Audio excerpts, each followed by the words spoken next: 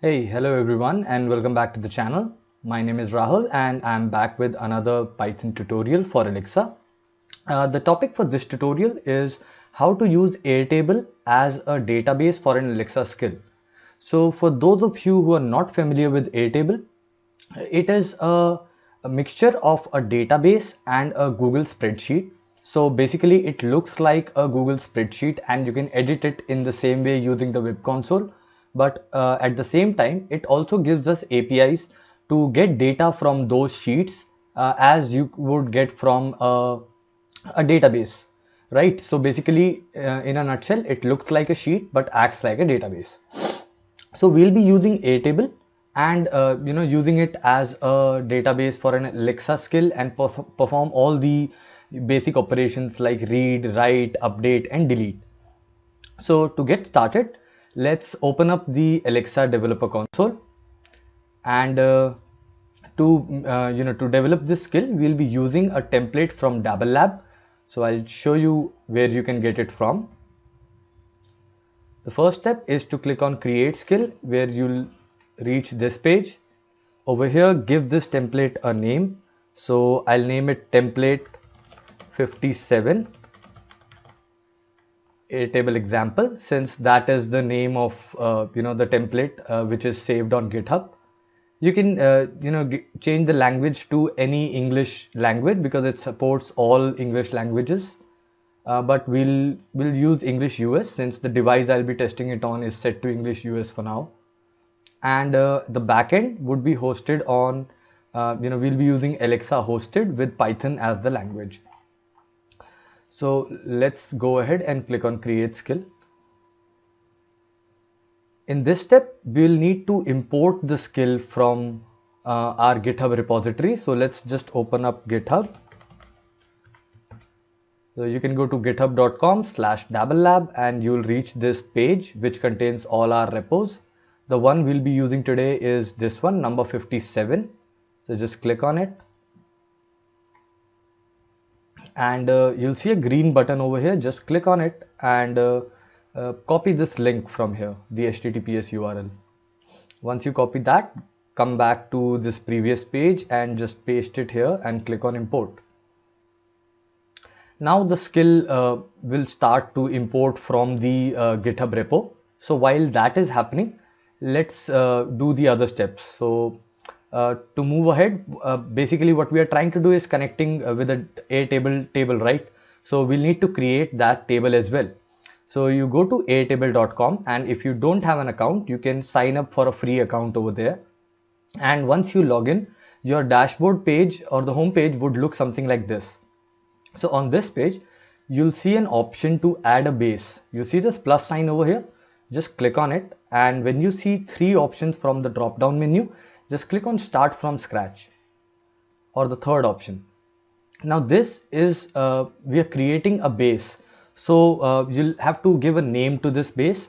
I'll just name it Alexa base for now, right? And this is the base has now been created. You can see that there is a table over here inside the base and the name of the table is table 1. So I'll change the name of the table by just double clicking over here and I'll change it to Alexa table.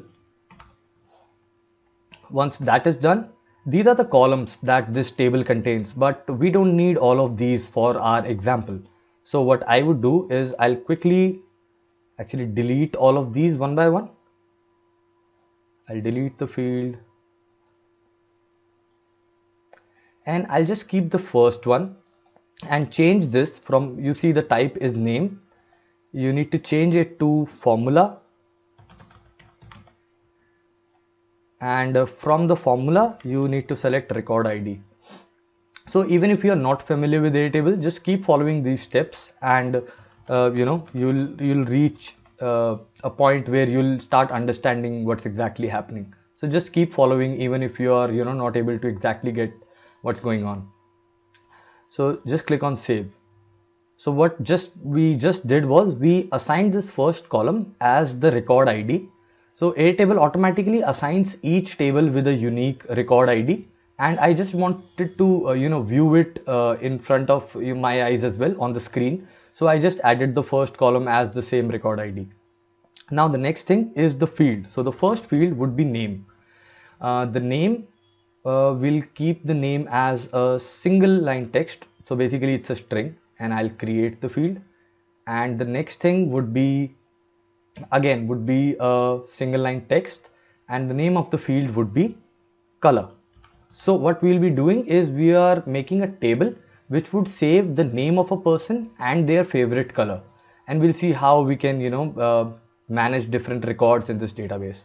Now it shows 3 records over here, so either we need to add something to the records or delete all of these 3 values. So I'll just add 3 records. I'll add Rahul and my favorite color as black. I'll add Steve and his favorite color as white, and I'll add Sohini and her favorite color as green. So these are the names of all the my team members who work at Dabble Labs.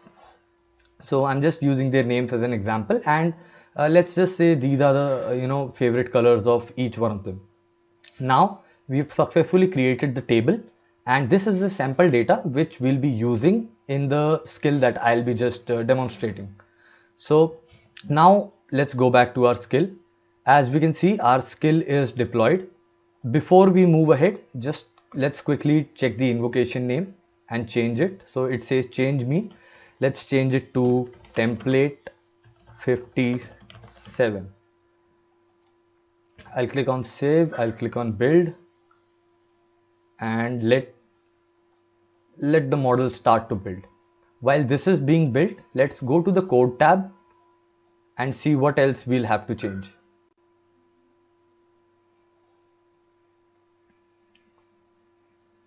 So this is the code of the skill, and as you can see here on the top, there is and we are trying to establish a connection with the Airtable table over here, right? So what we need to do is basically, you see these 3 values, we'll have to replace these values with our own values. Right now these are just dummy placeholders which says your base ID, your table name, and your API key. Let me quickly show you how you can get all of this information and make the skill start to work.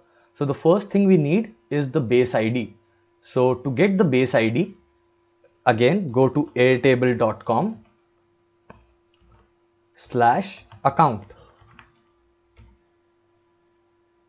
Actually, sorry, it's not /account, it's /API. So when you go to airtable.com/API, you will reach this page, and this page will reflect all the bases that you've created. So the one we have created, you can see it right over here. It's named Alexa base. So let's click on it.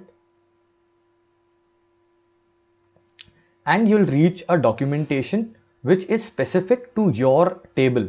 So if you don't want to use the method that I have used in this code, which I'll be showing you in the future, you can just use standard API calling methods and follow this library to access any kind of data from your table. So what we need from this API documentation is the ID of the base. So you see this line, this green thing over here is the ID of the base. So I'll just copy this ID, go back to the code, and replace this placeholder with the ID. Now we have the base ID. Next thing we need is the name of the table. So we already know the name of the table, which is Alexa table. I'll just show that to you again. So go back and confirm over here that it says the name is Alexa table. Now that we have that, last thing we need is the API key. So to fetch the API key, again we'll have to go to airtable.com/account. Last time we went to /API. This time we need to go to /account and scroll down, and you'll find a hidden API key over here. So for the purpose of this tutorial, I'm showing this and sharing this key with you, but otherwise you should not be sharing this key with anyone, because it by accessing this key, anyone can access all of your tables and your account information. So I'll just copy this key and I'll replace this in the code. Now we've replaced all the three things, the base ID, the table name, and the key name, and the API key. So since we have all the information, our skill should start to work. So I'll just click on deploy and let this information deploy.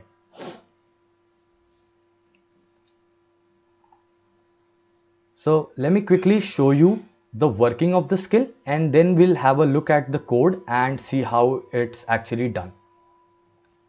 So right now we have all of this information. So I'll ask my Alexa device to actually show you all this, read out all this information. To do that, we'll actually have to first enable it through testing. So let's go to the test tab.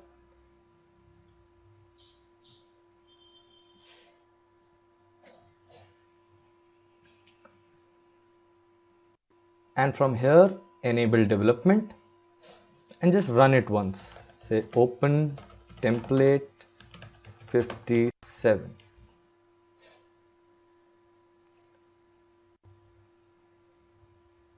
Welcome to the Dabble Lab Airtable example template. What would you like to do? So if I show you the example here, you would miss out the real-time updation of the database. So I won't use the simulator, but instead I'll use my device, and you can see the results right here on the screen. So okay, let me first do the very first operation, which is the read operation, right? So I'll go in this order. I'll first try to read one of the objects, then I'll try to write an object. Third thing I'll try to do is update the value of one of these items, and the last thing I'll show is deleting one of these items. So let's see how each of these things is done. So the first thing is fetching an item. So I'll say Alexa, open template 57. Welcome to the Dabble Lab Airtable example template. What would you like to do? What is Rahul's favorite color? Rahul's favorite color is black. Would you like to know anything else? Add a new record to the database. To add a new record, please tell me the name of the person. His name is Shubham. Okay. Now please tell me Shivan's favorite color. His favorite color is orange. Alright. I have successfully saved the record to the database. What would you like to do now? Update Rahul's favorite color to black. Oh, it's already black. I've successfully updated Rahul's favorite color to black. What else would you like to do? Update Rahul's favorite color to blue. I've successfully updated Rahul's favorite color to blue. What else would you like to do? Delete Steve's record. I've successfully deleted all the records for Steve. What else would you like to do? Stop. Goodbye. So as you saw in the example that we were able to add a new entry, though it got the name wrong, but anyways, you see that it can take values from the user and add it to the database. It was able to update the database, it was able to read from it, and it was able to delete information from the database. So let's have a look at the code and see how exactly is this done. So first thing first, we are using a Python library which is called the Airtable Python wrapper library from Python. For Python. So to add that library, you need to add it to the requirements.txt, which you can see we've added it to this file so that it is imported and compiled while execution of this skill. And once that is done, you can import the Airtable function from that table. So we say from Airtable import Airtable. Once that is done, we use that function and pass all these three values to establish a connection. So then this variable table, it contains all the permissions that it's basically it's an object through which you can access the table and make all of those changes that we just did. So now let's get to different functions and how we did that. So the first thing is getting the favorite color. So we reach down over here and here's the code where it says, so what we basically did was we fetched the name of the user whose color you want to find out, and we took that from the slot value, and we used an operation function called table.match, and using the match function we passed the name to this match function, and what we got in return was a record for that user. And from that record we then fetched the color of the user from the fields in that record, and we just poke it back. If you see the delete function, so what we did was, again, we used the match function and we passed the user's name, and then we identified the record ID of the user through that, and we passed on this to the delete function, and it deleted the record. Similarly, the addition is adding a new record is done right here. So we have took the name and the favorite color in 2 steps. So I'm saving them as session attributes, and when we have both the information, then we simply just do this table.insert and insert this dictionary object which contains the name and the color, and this is how you insert data into the Airtable table. So yeah, this is apart from this, I think only I think we've had a look at all the functions over here.